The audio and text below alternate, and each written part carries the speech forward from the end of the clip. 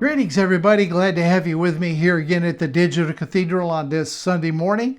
Or if you're watching at some other time during the week, welcome. If you're watching from a foreign country, we welcome you.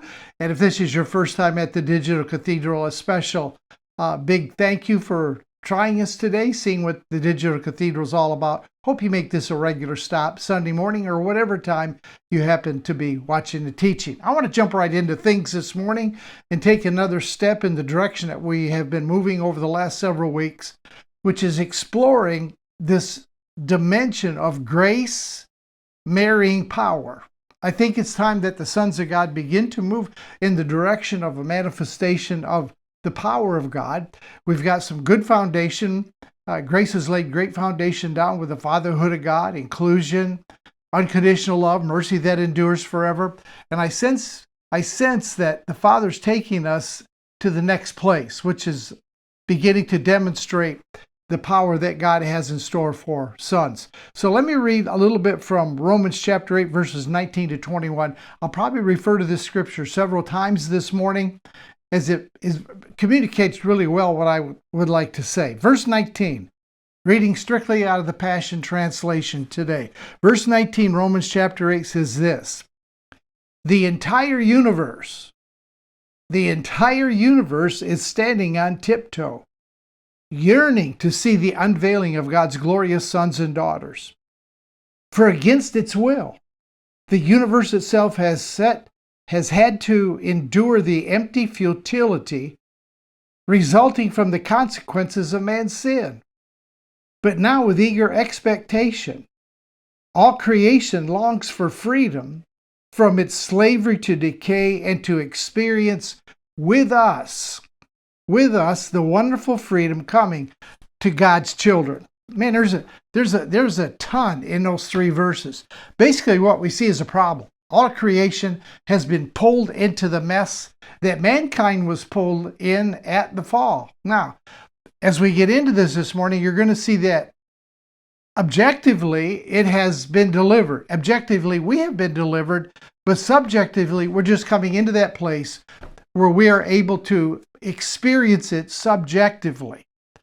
We live in a world that's groaning. I think we all recognize that. Creation groans under things like pollution, climate extremes. God did not create tornadoes, hurricanes, floods, earthquakes. Those are all the problem that creation has because of the frustration it's been placed under at the fall. War, greed, all sorts of calamity and disasters and disorders creation has been subjected to. Mankind groans under the stress of confusion, under the stress of fear, and probably most of all, spiritual blindness. It all has its root in this. We forgot our Genesis. Mankind forgot its point of origination. Oftentimes we take life back to the cross or maybe to creation. It's not far enough back. We got to go back to Genesis chapter 1, verse 26, 7, and 8 as to the purpose and the plan that God created all of us for, which is to take dominion and to take authority over the planet that we live on. So not knowing which way to turn right now has created the confusion. And we're very, very skeptical about what to believe, what not to believe. And you can see that, just exaggerated in news agencies today, from pulpits across the country. It's like, I don't really know what to believe and what not to believe. Man inwardly groans for something that's real, for something that's alive, for something that's aligned, something that speaks life and wholeness. And that's why many of us gather right here every Sunday morning at the Digital Cathedral. That's part of the reason we're here. Spiritually, we're part of what I call the nuns and the duns. The nuns are those that have no real church to go to. There's a couple of good churches I know of. One is Hill City in just outside Louisville, Kentucky. Another is Tommy Miller's church in Ohio, but there's not many. There are others that are some that are tuned in here, and I'm just thinking of the different pastors that I know that do pastor grace churches. If you've got one in your area, by all means attend. But I don't attend church because there's nothing for me to go to in my area. And there just is none. So maybe that's your situation. but yet you've got a spiritual hunger. Maybe you're done with religion. The nuns and the duns. The nuns that have no church, that have no fellowship, that have no gathering. And the duns that say, I'm not going back to that mess. I'm not going back to a mixture message. I'm not putting myself back under the constraints of law. And yet you're hungry for truth. You want revelation. There's something inside of you that just says there's more. I want to tap into that more. And religion could not itch where I was scratching. So I had to come out from under that mess. Some of us know and some of us don't know that we're not looking for a civil government right now. This thing that God is doing all over the earth does not involve a civil government. And I know there are people that are praying for godly civil governments. That's fine. But I personally don't see the relief coming from civil governments. I don't think we're looking for another revival, another move from God, another breakthrough. What we're looking for and what we desire is really encapsulated right there in that 8th chapter of Romans, verses 19 through 21, which is a full manifestation of the sons of God. So that brings up the first point I want to make this morning is, what does the Son look like? What does the Son look like? Sonship is, let me just put this right out front. Sonship is not a matter of gender. The sons of God are males and they're females. They're sons and they're daughters. They're XX and they're XY. There's no discrimination here when we talk about sonship. And a lot of times I try to throw in daughterhood or daughters of God just so we're really clear on that point. It's not about gender. It's about identity. It's about maturity. It's about authority. It's about knowing your measure of rule, why God has placed you here, that area of creation that He has exercised His authority and His power within you, which we talked about last week. That's what manifesting sons of God are all about. Romans chapter 8, verse 14, in several versions, I think really spells it out. I like the way the Passion does it. In Romans chapter 8, verse 14, New King James says that the sons of God are led by the Spirit of God. And that's a good definition. The sons of God are led by the Spirit of God. There's a word, however, that the Passion translation puts in here that I really like. And it says, the mature children of God are those who are moved, and I love this word, impulses. They are moved by the impulses of the Spirit. And the word there for sons is weos. That's a mature son. It's a mature son. Those that know the Father's heart. Those that have come far enough that they're at least beginning to see as the Father sees, or beginning to hear as the Father hears, or beginning to think like the Father thinks. A mature son is not one that's trying to earn favor with God. A mature son is not one that's trying to please the Father. He knows that he is pleasing already. He's heard the Father say to you, "You're my beloved Son, in whom I'm well pleased." Just what He said to Jesus, He says to us. What is a son of God? A mature son of God. It is one that lives by the impulses of the Spirit. And we all can sense that impulse, that direction, that pull that is taking us in making decisions or pulling us in certain directions. Jesus was the pattern son. If there ever was a human on the planet that lived by the impulses of the Spirit, it was Jesus. He knew who He was. He was the pattern son. Everything we want to learn about sonship, we can learn from Jesus. He walked in harmony. He walked in alignment with the Father, which put Him then in harmony with all of creation. Let me just back that up and run that by you again, because now here's where we're going to begin to make a small transition this morning. Jesus walked as the pattern son, as the manifesting Son of God. You and I walked the same way, right? As He is, so are we in this world. He walked in harmony with the Father. He walked in alignment with the Father, which put Him in harmony with all of creation. Let's see if you can catch this. Jesus was the Word made flesh. Everything that was ever created, plants, animals, people, were all created by the Word. The Word took on human flesh. We call Him Jesus. Hypostatic union, fully God, fully man. Not 50-50, but 100-100. The word is the common denominator. Stay with me. Stay with me. The creative word that created man, that created plants, that created every animal, that is the common denominator that all of creation shares. It's a common frequency, a word that is spoken. The words that I'm speaking this morning, they carry a frequency. Jesus came into total harmony with that word. When God said, "Let there be light," it was a frequency, it was a word that he spoke. And all of creation carries that connecting frequency, that word. That word that you speak, the word that the Father speaks, carries a frequency. That's the connector. Now we're going to get into this manifestation of the sons of God delivering creation from all the mess that it's in today. There's coming a time we're not going to have hurricanes and tornadoes and earthquakes and floods. Those are not the plan that Father had for creation. Creation is out of order. Creation is frustrated.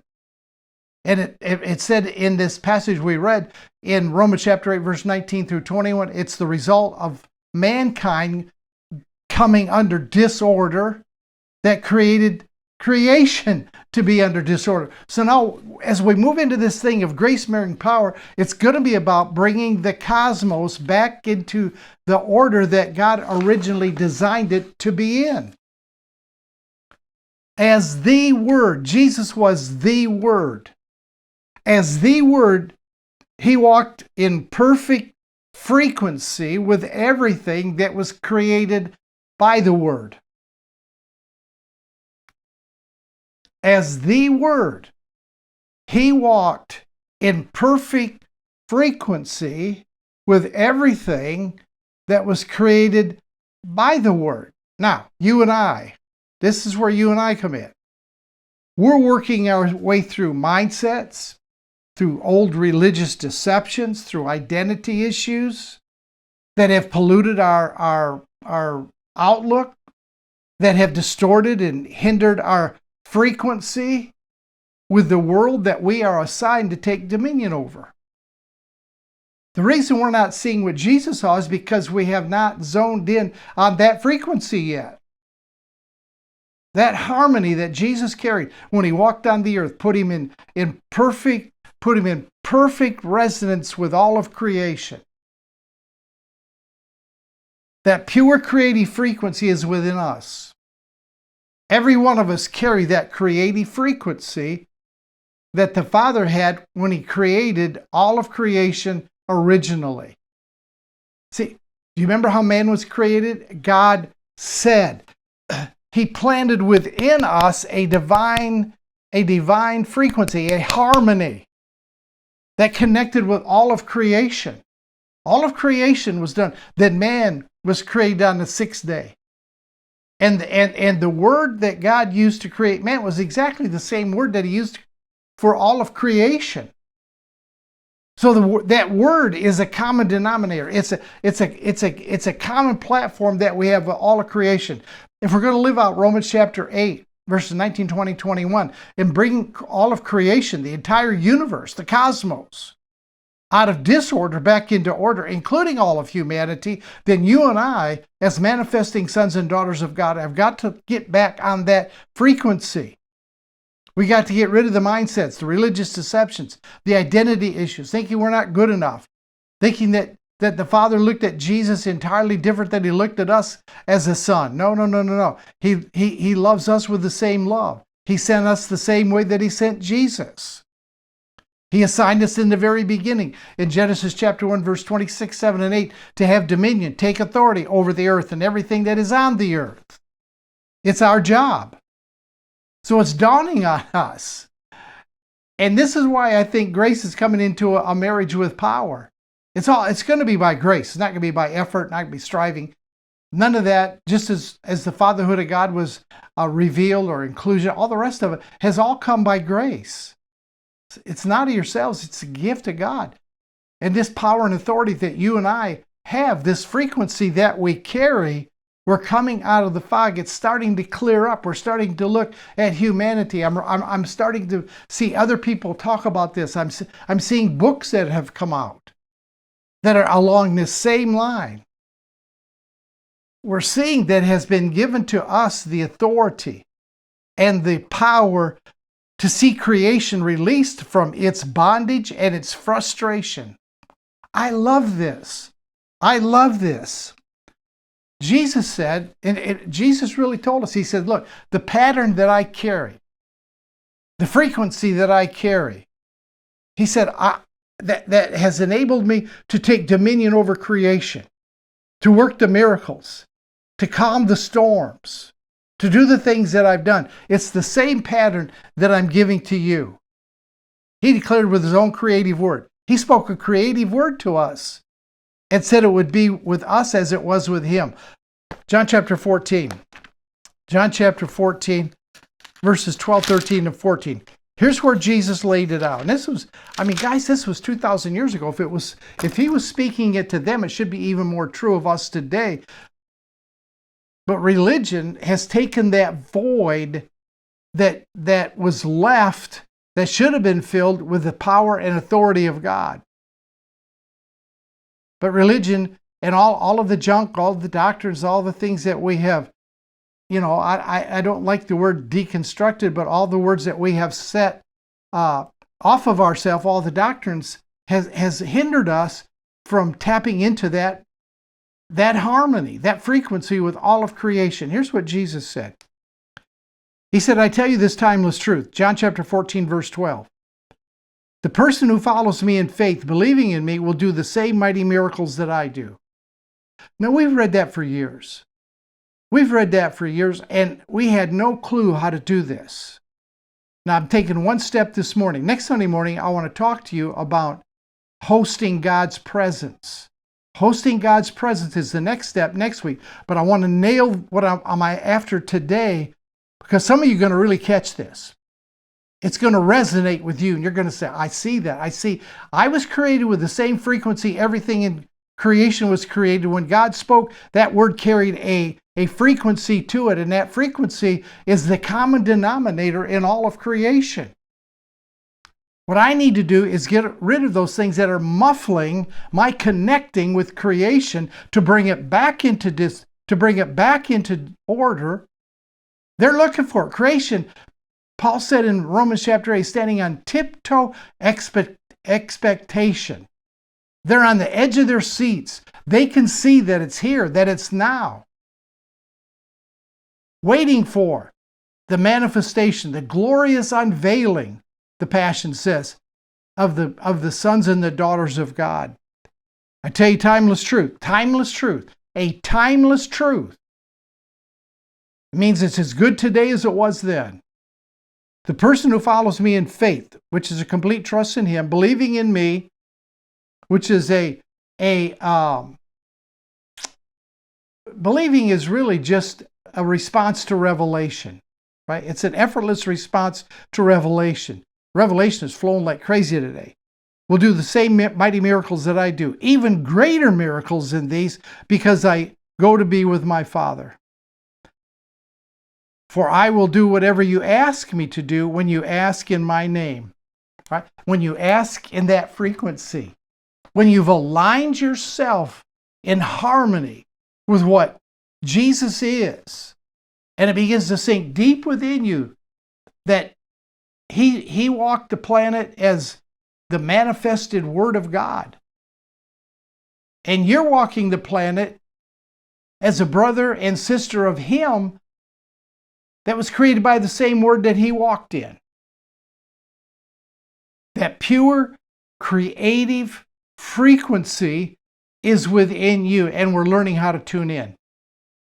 And creation can't hardly hold itself. Creation is waiting for us to come into frequency with who they are.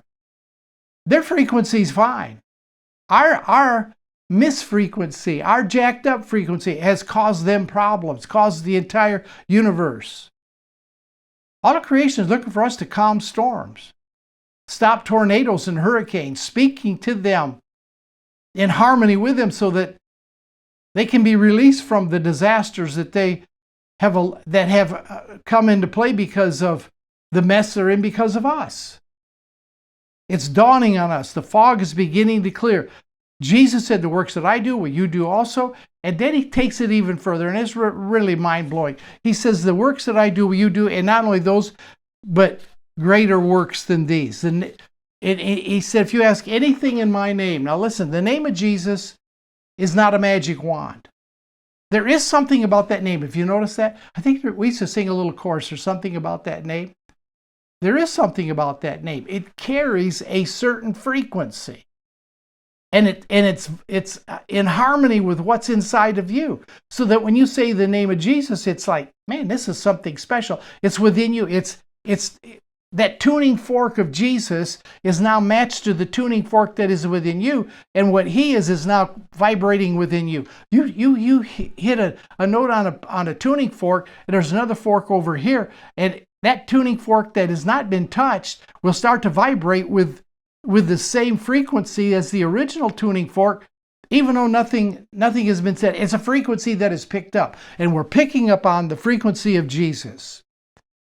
It's coming into harmony with the word by our words, with no filters, no fear, no doubt, no unbelief. Jesus said, if you ask in faith, no fear, no doubt, no unbelief. And as we come into this, then that John chapter 14, the verse 13b, the works that he did, will we do, and also greater works than these? The word himself. Man, this is so powerful this morning. The word himself, who now gives us his power and authority, carries a sound that causes things around us. When we come in, we begin to speak the word in harmony with who the word is. Hope I'm sure making this clear this morning. As we come into harmony with that, creation will respond to us as creation responded to the word. Storms will respond, lack will respond, disease will respond. All the perversions of creation will come into alignment with what the manifesting sons and daughters speak. We learned a lot about confession back in the Word of Faith, but we didn't understand about harmonizing. We didn't understand we didn't understand identity. There's so many things we didn't understand. There were some real truths there about faith and confession. But now, with grace, he's taking us steps further. Creation has great expectation. There's no question about it. Creation has a great expectation. Romans chapter 8 says all creation is looking for this.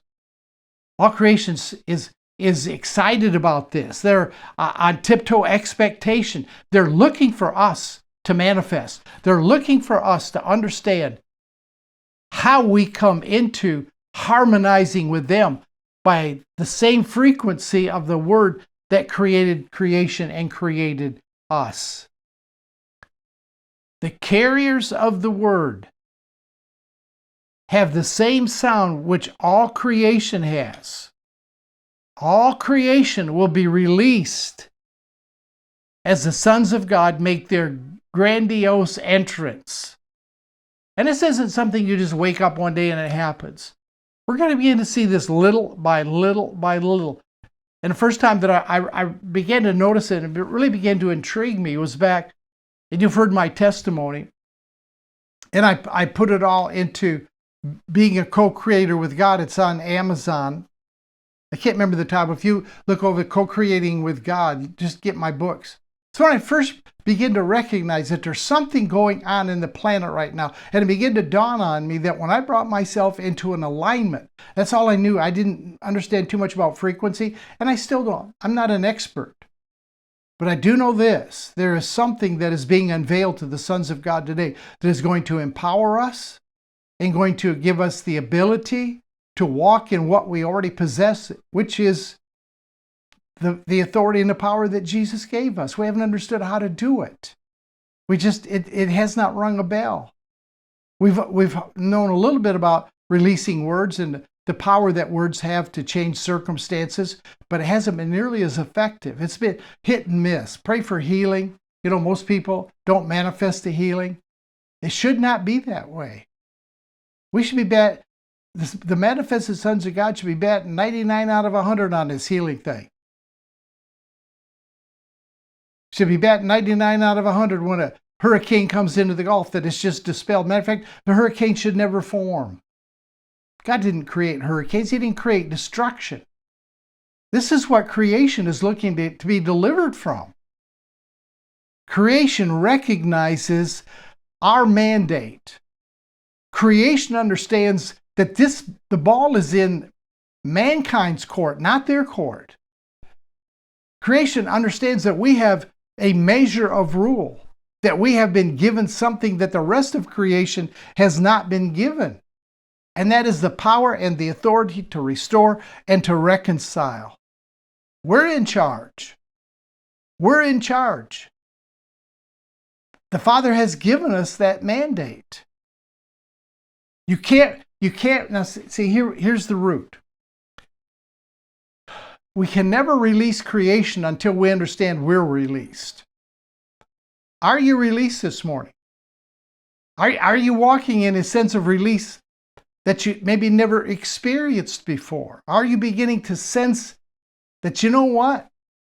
I do have this ability. I do have this power. Not of my own. This isn't something that I can stir up, or I can fast until I get it, or call a big prayer meeting and rend the heavens. This is something that has been intrinsically placed within humanity. But it's been so covered over with religious rubbish.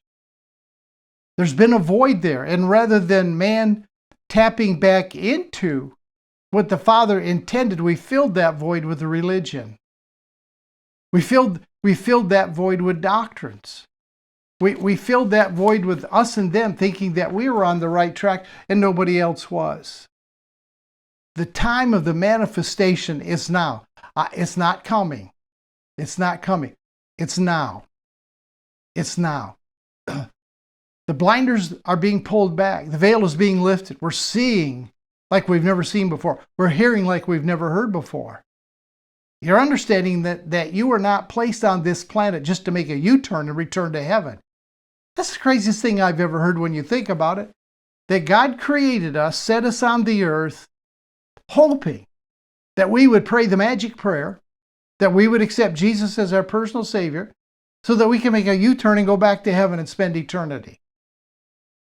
That's the most asinine thing that we could have ever developed. Yet we all bought into it because that was just the accepted form. But what that did was it clouded our perception. It clouded our identity. It hindered our frequency of being released through the words that we speak. And instead, listen, we're either releasing with our words life or death. And if sometimes you're releasing life and sometimes you're releasing death, that's a mixture that cannot bring creation back into order. We've got to know that we're released ourselves. Paul saw this coming. Paul said it's right around the corner. In fact, no, let me rephrase that. Paul did not say it's right around the corner. Paul said it's now. Let me read it for you. Acts chapter 3. We've put this into the future. I don't think Paul meant this to be in the future. I knew I was going to this passage, and see, it's just, those are the kind of things we need to be fleshed out of. Automatically, when I thought Acts chapter 3 verses 19, or Acts chapter 3 verses 20, 21, I was thinking future. Acts chapter 3. This was not future. Listen to what Paul said.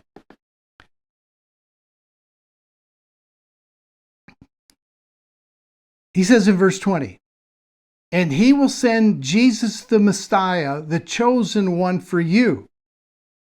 For he must," now listen to this, "for he must remain in heaven until the restoration of all things has taken place, fulfilling everything that God said long ago through the holy prophets." Now when we hit that 21st verse, right? Verse 20 says, "And he will send you Jesus the Messiah, the chosen one for you." He sent him. Paul said that when the appointed time, when the fullness of the time came, God sent forth his Son, made of a woman. So the writer of Acts, Acts chapter 3 right here, which I guess is Luke, Luke is saying, this thing has happened. The fulfillment of time has come, and he has sent Jesus. Strike what I said earlier about Paul said this was done. I always think Paul wrote Acts. He didn't. This is Luke. And he will send you Jesus the Messiah, the chosen one, for he must reign in heaven. He must remain in heaven until the restoration of all things. The restoration of all things took place at the cross. God was in Christ reconciling or restoring the entirety of the cosmos to himself. That was the objective reality of what took place at the cross. The subjective walking this out, the realization of it, in my opinion, should not have taken 2,000 years. Man has hindered this up until the restoration of all things has taken place, fulfilling everything that God said long ago through the holy prophets. Well, Moses was a prophet. Moses wrote Genesis. So in Genesis chapter 1, verse 26, 7, and 8, when God gives the mandate, authority and dominion is given to you and to me. Now, what we're just discovering is how to bring ourselves into an alignment with that, shedding all of the obstacles that have hindered our life. I'm not talking about things for infants this morning. I'm talking about things for mature sons and daughters. Paul made that distinction in Romans 8. He said, when the weases, all creation is looking for the manifestation of the weases, the mature sons of God. This is about cosmic restoration. This next step in our journey, marrying grace and power, is about restoration. It's about the earth being set free. It's not about us escaping through some bogus rapture. See, there again, that is something, this idea of a rapture, of everything getting worse and worse and worse. And at the last second, just before all believers are sucked down the drain, you can hear the sucking sound, Jesus is going to come back. Is going to rapture us all out of here. And we're going to escape. That was not his plan. His plan was not to escape and leave creation hanging, but by our transfiguration into the fullness of the Word. And I didn't use the word transformation. Transfiguration is the realization that you are something that never was. When Jesus went to the mountain, was transfigured, they saw him in a way they'd never seen him before. That transfiguration happens the more time that we spend with him. What is it? 2 Corinthians chapter 3, verse 18 says, we all look through a glass dimly, darkly, but then face to face. And as we see him face to face, we are changed into the same image that we see. I'm giving you a full view of Jesus this morning as the prototype Son, the Word that was made flesh. And I'm saying to you this morning, that Word that was made flesh carried a frequency. And that Word that created you is on the same frequency as the Word that was made flesh. The creative Word of God settled within you. The creative Word of God is in every plant, and every tree, and every animal. But they recognize that they do not have the measure of rule. They were not given the mandate of dominion and authority over the earth. Mankind was. And it's been a mystery for all these years. My entire lifetime, I always wondered, how do these sons manifest? What does this really mean? And we're finally coming into an understanding of it. And I don't think we would ever got there. I'm sure we would never have got there if it hadn't been for the opening of grace. Grace has opened the portal to so many revelations. And you're seeing people all over the planet now that are back where many of you here with me at the Digital Cathedral were at 4, 5, 6 years ago when we just started breaking this out. For me, it was in right near 2000, 2003 that I really began to get an understanding of this. So it's taken me 22 years to get to the place that I'm at today where the Father can say, look, the next step, I've laid the foundation of fatherhood, inclusion, unconditional love. I've laid all that foundation. You see that now. You don't see people after the flesh anymore. You see them as I see them. You don't see circumstances through how they holler and yell at you. You see those circumstances through how I see them, which is solved, which is ministered to, which is taken care of. You don't see the broken heart where you just got to go over and put your arm around them and say, God bless you. No, you can heal the brokenhearted. You can set the captives free because you carry that resonance that aligns yourself with all of creation. Manifested sons of God heal broken systems. Manifested sons of God speak peace to chaos. They release the sound of heaven into earth. You carry heaven. You carry heaven within you. And you release that heaven that is within you into earth, into other people, into situations, into animals, and whatever presents itself. See, we don't live from earth to heaven, y'all. That's the Texan coming out, y'all. We don't live from earth to heaven. We live from heaven to earth. When Paul told us that not only were we co-crucified with Christ, co-resurrected, we co-ascended with him, and today we are seated at the right hand of the Father. Is that your perspective? Is that where you see you speaking from? Or are you still at first base trying to get heaven to come to earth? No. He took earth to heaven with you. See, he took this earth suit. I'm seated with him in heavenly places. When our identity is from heaven, you know what happens? When our identity is from heaven, our words and our presence carries a sound. It carries a frequency that matches the word that created all of creation. None of creation, but you and I are seated with him in heavenly places. I kind of live out in the country. We moved out in the country when we retired out of the building back in 2018. So when I go drive to the gym or go someplace, I see cows in the field. I see deer running across the road sometimes. Saw a couple coyotes the other day.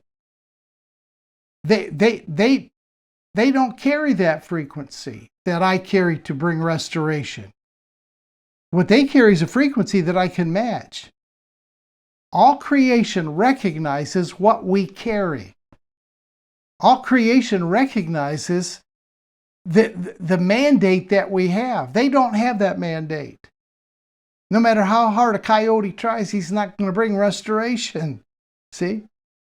The question is, where do you live from today? This is big for me right now. Where do I live from? Because where I live from is how I'm going to see everything.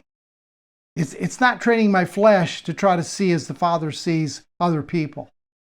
It's being so captivated by that frequency of his unconditional love that it automatically explodes from me through the words that I speak, and the words that I speak carries a frequency that will impart that same perception into other people that aren't awakened yet to that love. Where do you live from? Ephesians chapter 2 and verse 6. Here's where he tells us. Ephesians chapter 2 and verse 6 says that he raised us up with Christ, the exalted one. And we ascended with him into the glorious perfection. Into the glorious perfection. Listen, this is what you were ascended into. The glorious perfection and authority of the heavenly realm. The cloud of witnesses is functioning in the authority of that heavenly realm. They're praying for us. They're pulling for us.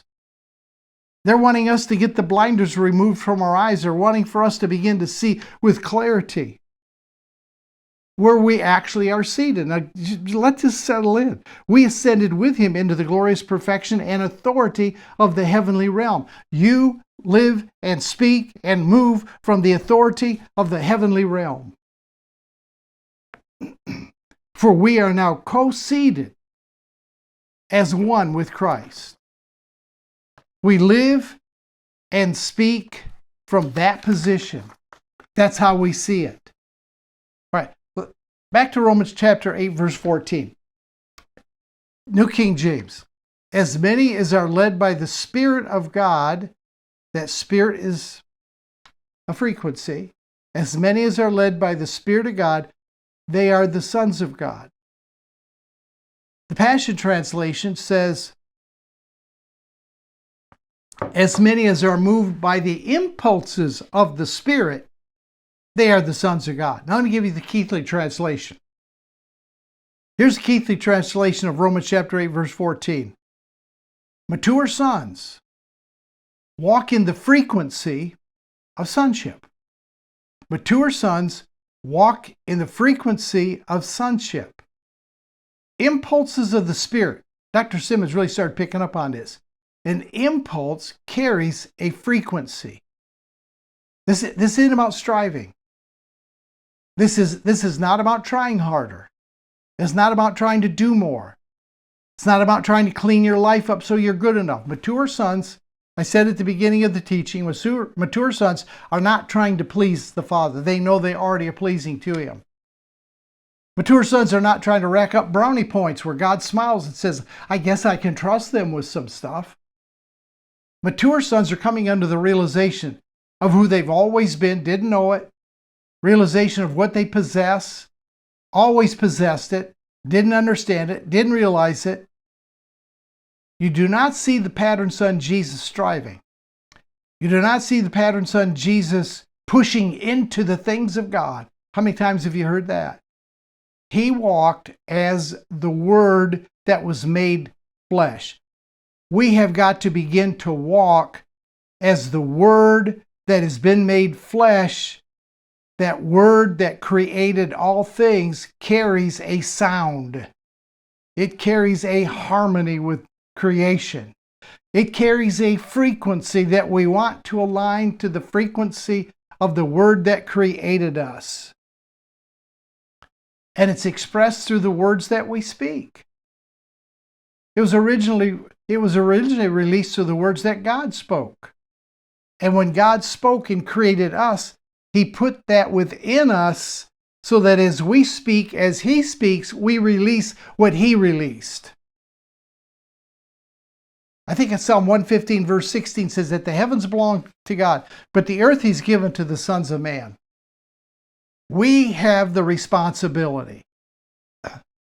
It's not going to come through a Republican or a Democrat in office. Or if you're in some other country, a conservative or liberal or whatever it is that you have. It's not going to come through that. I'm sorry. You can get a tongue-talking, Bible-thumping president of the United States. It's not coming through that form. It's not coming through a revival. We're about revived out, moved to God out. Moves to God. God's already moved. God is already moved. He's not moving more than He's already moved. Nothing more that He can do. That word gives you sound expressed through words. When you live in fear of death, fear of circumstances, fear of people, the sound is muffled. The frequency is muffled. Do you understand now why maybe sometimes we have not had the impact upon creation that we should have had? Our sound's been muffled. We've been afraid to speak up, afraid to do what the impulse of the Spirit were leading us to, or what the frequency was moving us toward. When you strive, when you got all these laws and rules that you have to keep, and you're trying to perfect yourself, you're trying to make your behavior perfect so that God will be happy with you. When you strive, the rhythm is forced. There should be nothing forced in our lives about the way that we live. But when you live in union with the harmony, when you live in union with the frequency, when you live filled with the impulses of the Spirit, it releases life. All right, let me say this in conclusion. Let me go back. I told you I was going to read this several times this morning. Let me just read Romans chapter 8, verse 21 again. And I want you to see this now in a new light. I want you to begin to see it as the responsibility that the Father has given to us to get this stuff straightened out. There will come a generation that straightens it out. I will admit to you and confess that we're the forerunners of all this. I understand that. But you know what? It's got to start someplace. Our eyes are opening up. Thank God. I even see some of the more prominent ministers beginning to come through that trail of grace that you and I came through. The next thing you're going to hear from them, it might not be in the order that I discovered them, or maybe you discovered them. You're going to start hearing about the universality of the Father of God. You're going to begin to hear about everybody was saved at the cross. Everybody was included. There's no insiders, no outsiders. That's a religious construct. They're going to begin to tell you about unconditional love that doesn't have conditions, hoops for you to jump through to be meritorious of the love of God. That's the route they're going to come. You just watch Creflo Dollar. He's been at this a while. He's done it with a lot of wisdom. He's turning that church, a large church, he's turning it like you would a big ship very slowly. And I listen to him sometimes and say, Creflo, I know you know more. Push it, push it, push it. He's not going to push it. He's under the impulses of the Spirit. When a guy like Creflo fully embraces what we're talking about here, it's going to carry a lot of impact. Let me read that 21st verse again. I want you to see this. Remember, when you speak in fear, the sound is muffled. When you speak from striving, when striving is expressed through the vibration, the frequency that you're putting out with your words, it's forced. But when you come into union, man, when you come into what I'm talking about this morning, and if this has been foreign to you, if you say, man, I'm not catching this, just let it settle in. Don't fight it. Just crock pot it. Just let it cook. Let it slowly simmer a little bit.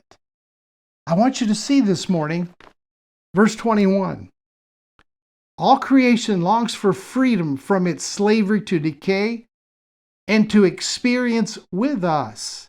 This has got to be a joint experience. To experience with us the wonderful freedom coming to God's children. When it comes to God's children, it will come to creation. Now, there have been days in the past people went out and tried to speak to a hurricane or a tornado. Thank God for that. That was probably the beginning of somebody realizing that they do have authority and dominion. I used to teach on dominion and authority, but I never saw it on this level of frequency. That what the Father created me with, He created everything in creation with, which was His Word. And that Word carried a force. And that force that His created Word put within me carries the same force when I speak it in harmony with Him. Now I'm beginning to see why it's important that I get my will aligned with His will. Why I move under the impulses of the Spirit. That whole dimension is going to open up to us. All creation longs for freedom from its slavery. And the slavery is back in verse 20. For against its will, the universe itself has had to endure the empty futility resulting from the consequences of human sin. But now, with eager expectation, it's finally come to that. All creation longs for freedom. It was the fall of man that affected creation because that vibration was put out. That frequency was moved for generations, for years. So rather than our some of the church fathers coming up then more recently to guys like John Wesley and John Calvin, rather than them picking up on that, they stuffed us with doctrine. They stuffed us with do's and do not do's. And all that did was muffle it, stymie it. We often think freedom, all creation look for freedom. We often think freedom is freedom from something. But in this case, we're looking at freedom or liberty to become something. All creation is going to find the freedom and liberty to become entirely what God created them to become in the very beginning. Creation's waiting to become. People all over the planet, people are waiting to become. They've had it with doctrines. They've had it with religion. They're leaving by the droves because it has not met expectations. It's kept them on a treadmill. When we remember and manifest, so does all creation. Creation's looking for us. Man, I'm telling you, this is an exciting journey. Be with me next week. I'm going to tell you ahead of time. I'm planning on, if the Father helps me, I want to speak about hosting the presence of God, which is so imperative to what we're talking about this morning. We're going to keep taking steps in this direction until we can manifest the power of God as easily as we come to understand and manifest the fatherhood of God and His unconditional love that includes everybody. It's going to come in the same way. It's going to come by revelation, and when you see it, you'll believe it, and then you start manifesting. God bless you. See you next week, man. Watch this again, and let's pick up on what the Father is saying to the sons and the daughters of God today, His sons and daughters that are moving not as an Apias, Padian, or Technon, but as Weas, mature sons. See you next time right here at the Digital Cathedral.